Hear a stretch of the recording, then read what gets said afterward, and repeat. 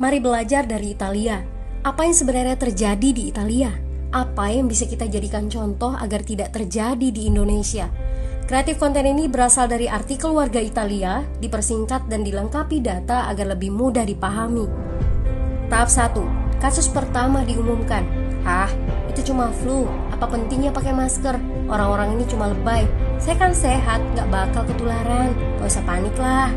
Tahap 2. Jumlah positif COVID-19 mulai naik signifikan.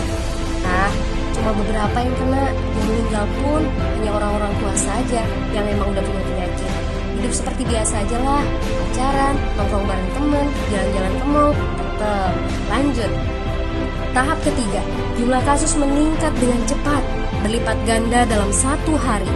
Tingkat kematian pun bertambah. 7 Maret, lebih dari 5.000 kasus positif COVID-19. Zona merah diberlakukan di Italia. Wilayah yang dikarantina hampir 25% dari luas Italia. Sekolah dan universitas tutup, tapi tempat kerja, bar, dan restoran masih buka.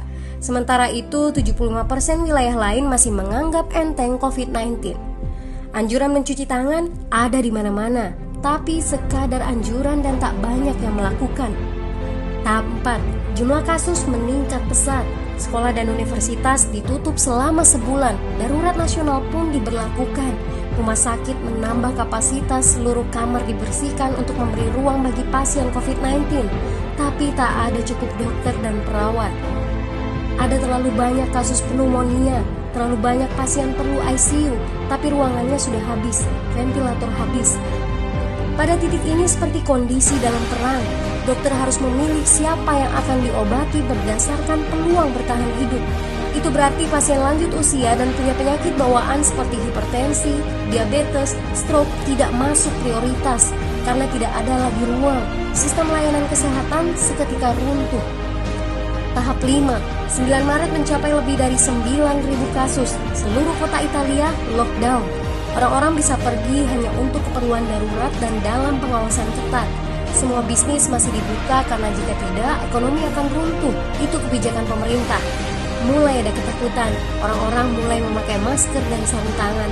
Tapi tetap saja, ada anak-anak yang merasa jagoan, masih ingin uji nyali. Pergi ke restoran rame-rame, hangout bareng, minum-minum dan lain sebagainya. Tahap 6. 2 hari kemudian pemerintah Italia berubah pikiran. Semua bisnis harus tutup. Bar, restoran, pusat perbelanjaan, semua jenis toko, kecuali supermarket dan apotek. Penyebabnya, karena dalam sehari yang positif bertambah lebih dari 2.000 kasus. Penduduk yang mau keluar rumah harus mendapat surat izin. Surat izin ini didapatkan dari pos pemeriksaan polisi yang disebar di berbagai lingkungan. Yang melanggar bisa kena denda 3,3 juta rupiah.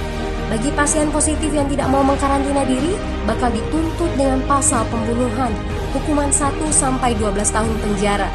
21 Maret jumlah korban meninggal di Italia terus meningkat melampaui Cina. Sebagai gambaran, luas Italia itu kurang lebih 2 kali Pulau Jawa. Penduduknya lebih dari 60 juta jiwa.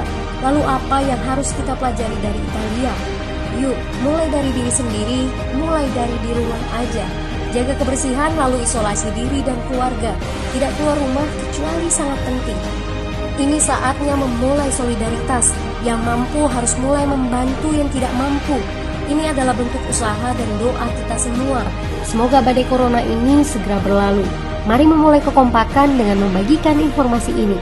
Di rumah aja, mari belajar dari Italia.